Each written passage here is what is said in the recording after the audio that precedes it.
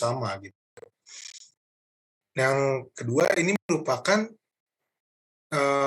terkategori tindakan ilegal menurut UU Nomor 5 Tahun 1999 tentang larangan praktek monopoli dan persaingan usaha tidak sehat. Untuk lebih detail nanti akan dijelaskan oleh teman saya. Selanjutnya ada konsep. Baik, selanjutnya adalah konsep dari diskriminasi harga. Diskriminasi harga ini dapat terjadi karena adanya perbedaan karakteristik dari permintaan konsumen, seperti ketika adanya segmen konsumen, kemudian jumlah yang dibeli oleh konsumen, dan juga waktu pembelian produk, sehingga menyebabkan adanya diskriminasi harga.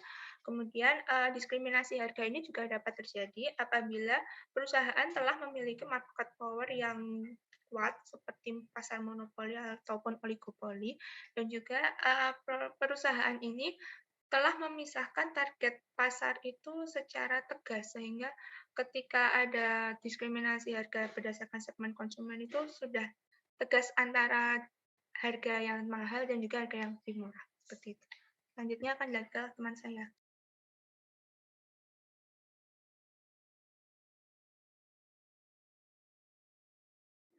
Baik, yang selanjutnya itu ada strategi penerapan diskriminasi harga. Nah, untuk penerapannya sendiri terbagi menjadi 3 tingkatan. Yang pertama yaitu diskriminasi tingkat pertama, kemudian ada diskriminasi tingkat kedua, dan diskriminasi harga tingkat ketiga. Untuk diskriminasi tingkat pertama, pada tingkatan ini produsen itu akan memberlakukan harga individual yang setara dengan kemampuan maksimum konsumen untuk membayar. Jadi produsen itu sudah mengetahui akan memberlakukan harga A dan memberlakukan harga B untuk masing-masing konsumen.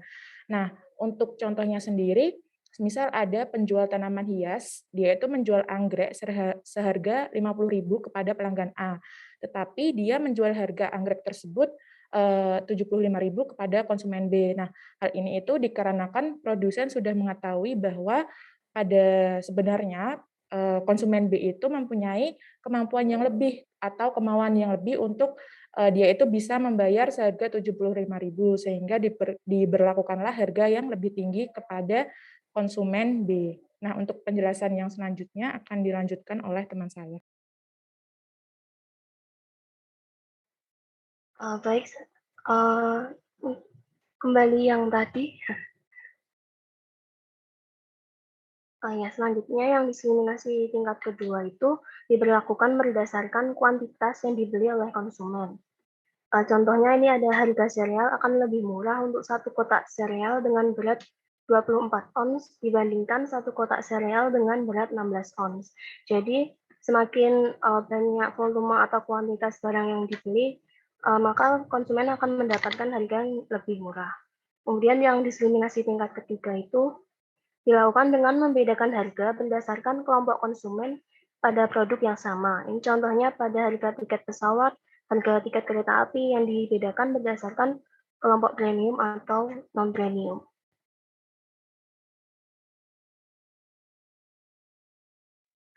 Lalu untuk selanjutnya ada regulasi diskriminasi harga di Indonesia.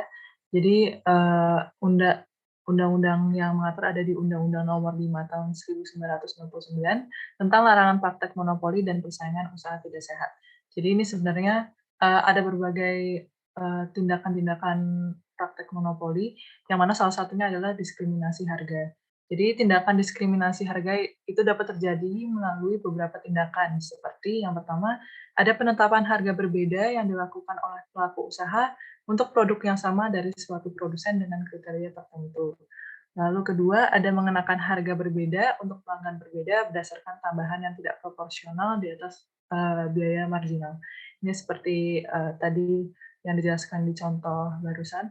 Lalu adanya strategi penetapan harga non-linear yang mencoba untuk dapat memperoleh surplus konsumen lebih banyak. Jadi penetapan harga non-linear ini penetapan harga yang bervariasi tergantung pada jumlah konsumsi oleh pelanggan. Jadi misalnya seperti, mungkin contoh sederhananya seperti bundling Dimana kalau beli satu produk itu harganya misalnya $6, lalu harga 2 produk itu $10, seperti itu. Itu contoh sederhananya. Selanjutnya,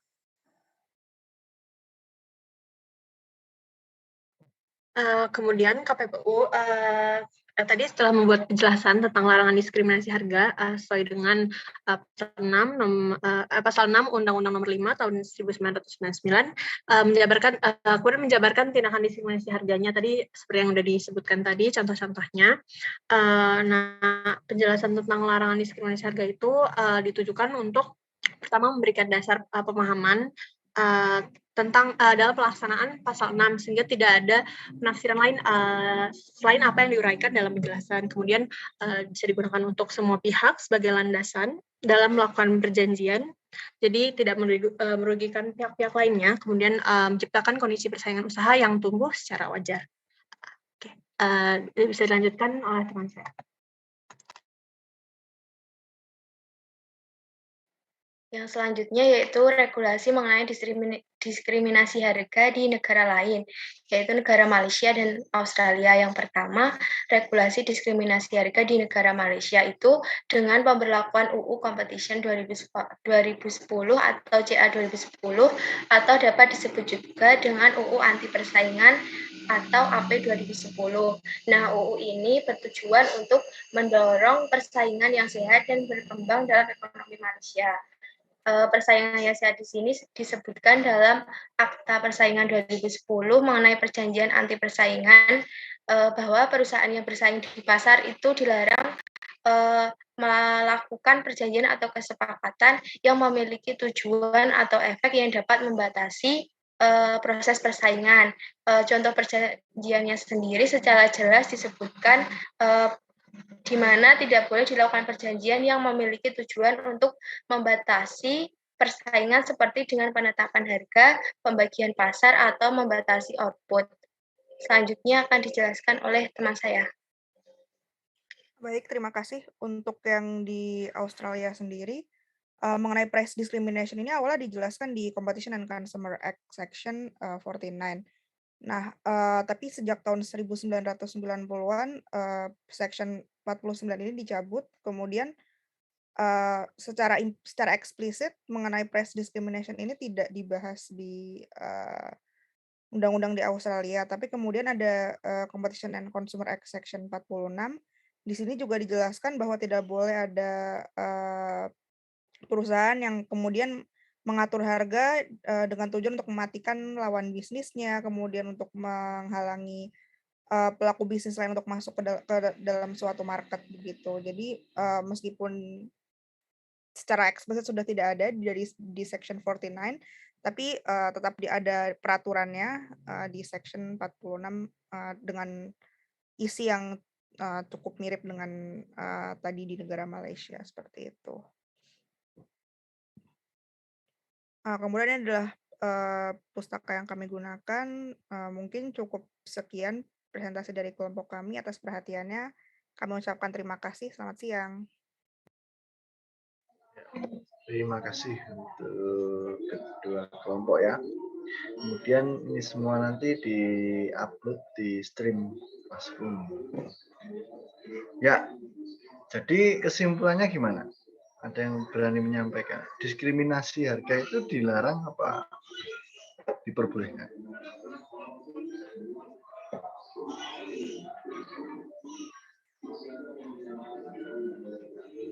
Gimana? Rekan-rekan, ada yang mau berpendapat?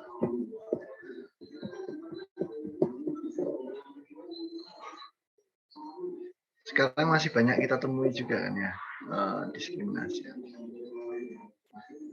Beberapa pihak juga ada yang mendapat sanksi, ada yang tidak.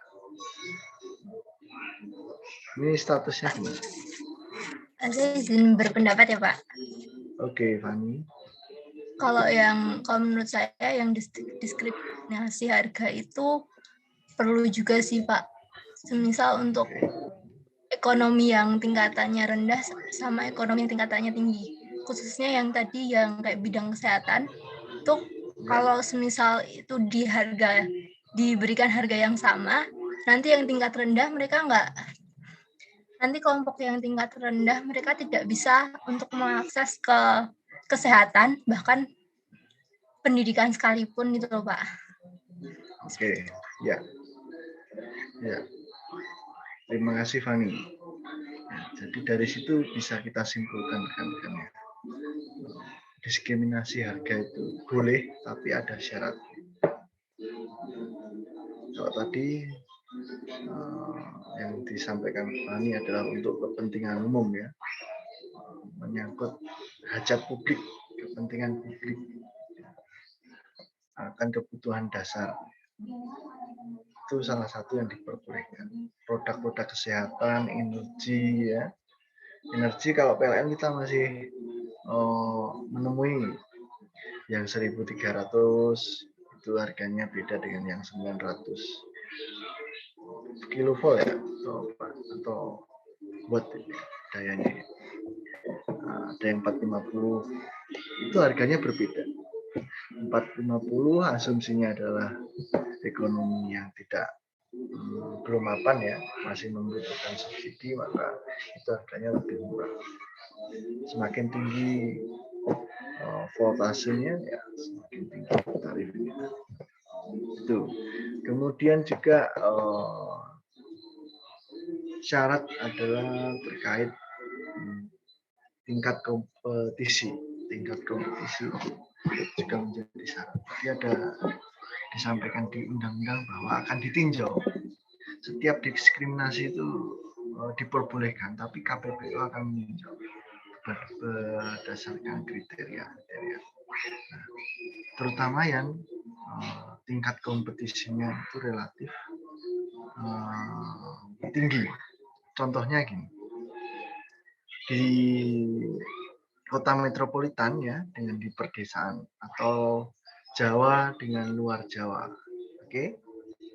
Harga di Jawa itu relatif rendah karena ada banyak konsumen ya, walaupun banyak produsen.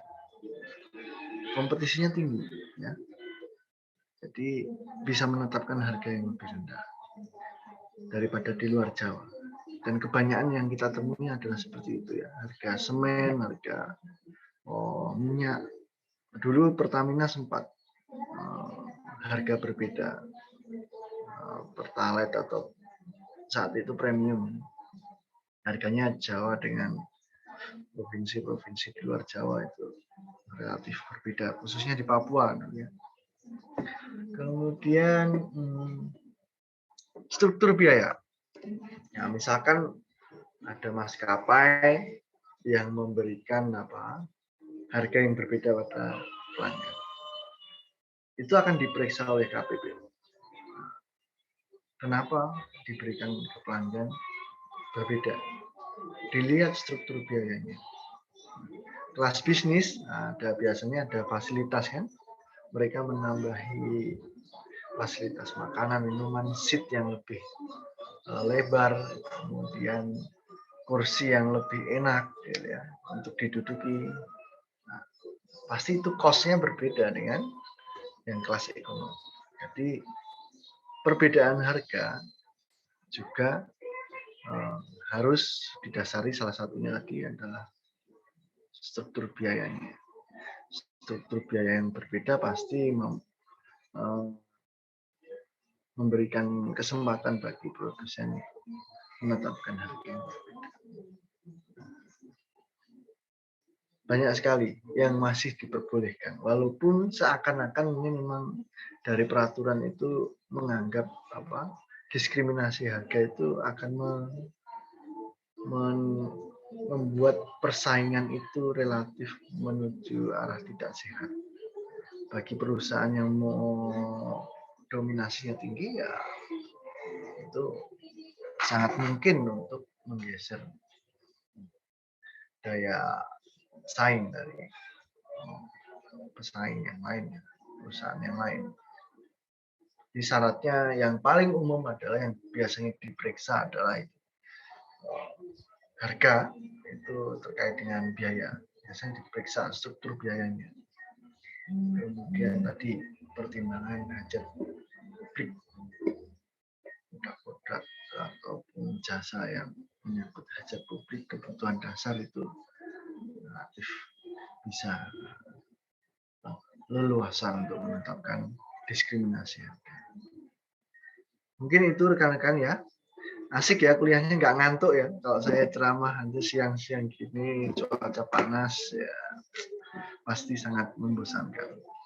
Ya, semoga bermanfaat ya untuk tugas sederhana ini, dan rekan-rekan bisa, ternyata bisa toh menerapkan problem solving yang cepat dengan tim.